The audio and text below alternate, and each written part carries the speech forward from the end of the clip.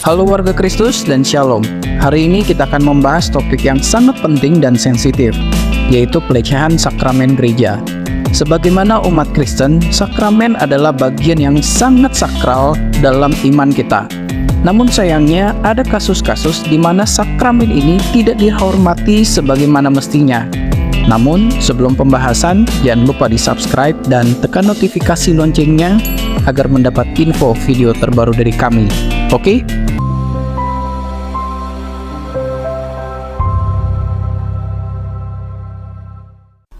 Sakramen berasal dari bahasa Latin, yaitu sacramentum, yang dapat diartikan sebagai sumpah.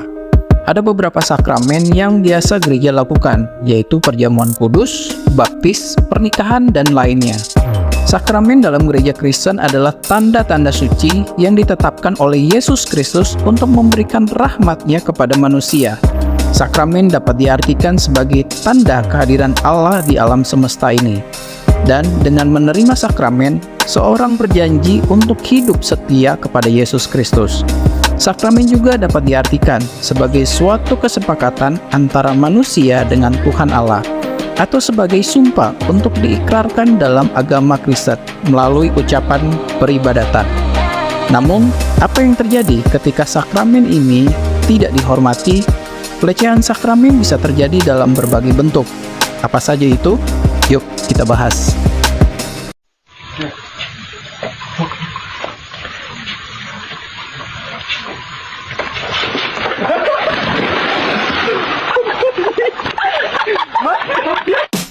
Perjamuan kudus. Perjamuan kudus adalah salah satu sakramen yang dilakukan oleh gereja-gereja Kristen sebagai ungkapan syukur atas anugerah keselamatan dan kemurahan yang diberikan oleh Tuhan Yesus. Perjamuan kudus memiliki arti dan makna yang mendalam bagi umat Kristen. Ia menjadi tanda atau simbol keselamatan dari Yesus Kristus kepada seluruh umatnya, dan juga dimaknai sebagai peringatan atas kematian dan pengorbanan Yesus bagi umat manusia. Pada perayaan pembukaan Olimpiade di Paris, ada segmen yang menampilkan parodi perjamuan kudus. Adegan ini dianggap menyinggung oleh banyak pihak, terutama umat Katolik. Kami pernah membahas tentang pembukaan Olimpiade Paris. Linknya kami taruh di deskripsi. Parodi perjamuan kudus di Paris menampilkan kumpulan para waria yang sedang mempraktekkan perjamuan kudus. Dan di tengah meja terdapat penyanyi dengan kostum yang tidak senonoh.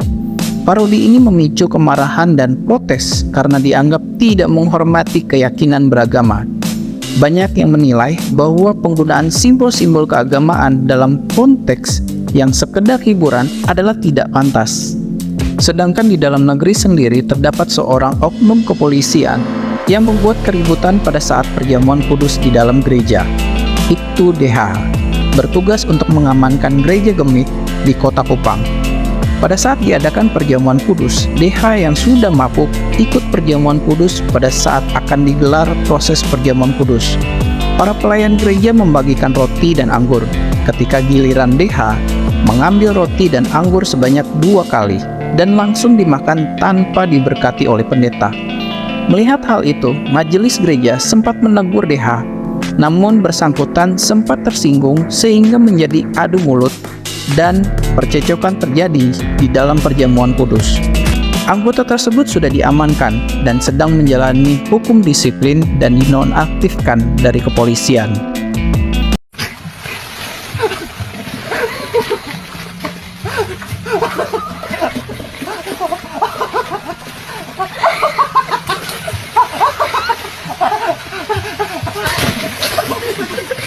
Sakramen pernikahan.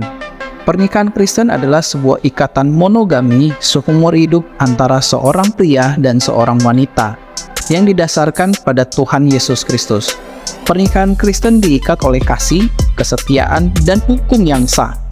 Pada zaman sekarang ini, sakramen pernikahan sudah dinodai dengan nafsu yang liar.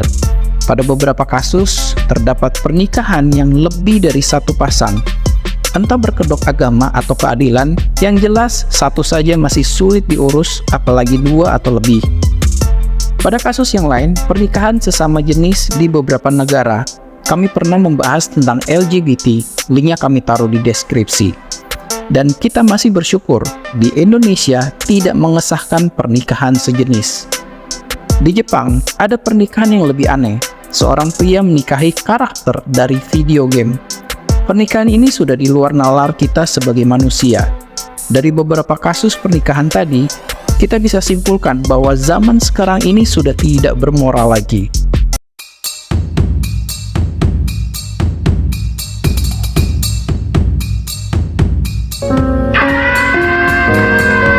Sakramen Baptis. Baptis dalam Kristen adalah sebuah ritual inisiasi yang melambangkan pembersihan dosa dan kematian bersama Yesus Kristus. Baptis juga bisa diartikan sebagai sebuah ucapan tanda masuk ke dalam suatu kelompok atau persekutuan tertentu. Dalam Alkitab, baptisan mengungkapkan identitas dengan kematian dan kebangkitan Kristus. Ketika orang dibaptis masuk ke dalam air, itu melambangkan bahwa ia telah mati. Dan saat ia keluar dari air, itu menggambarkan kebangkitannya kembali. Baptis juga bisa diartikan sebagai tindakan yang menggambarkan bahwa kita sebagai anak Tuhan telah meninggalkan kehidupan yang lama dan memulai kehidupan yang baru di jalan yang benar. Praktek membaptis hewan peliharaan di gereja bukanlah hal yang asing, terutama di beberapa denominasi Kristen. Biasanya acara ini dilakukan sebagai bentuk syukur atas kehadiran hewan dalam kehidupan sehari-hari dan sebagai doa untuk kesehatan dan kesejahteraan hewan tersebut. Meskipun praktik ini lebih umum ditemukan di gereja-gereja Katolik, namun beberapa gereja Protestan juga melakukan pemberkatan hewan. Praktik ini tidak lepas dari muatan teologis. Beberapa orang berpendapat bahwa hanya manusia yang dapat menerima sakramen, sedangkan hewan tidak. Namun pendukung praktik ini berargumen bahwa pemberkatan hewan adalah bentuk pengakuan akan kasih Allah terhadap semua penciptaannya. Banyak orang Kristen berpendapat bahwa baptisan adalah sakramen yang khusus diberikan kepada manusia sebagai tanda perjanjian dengan Allah.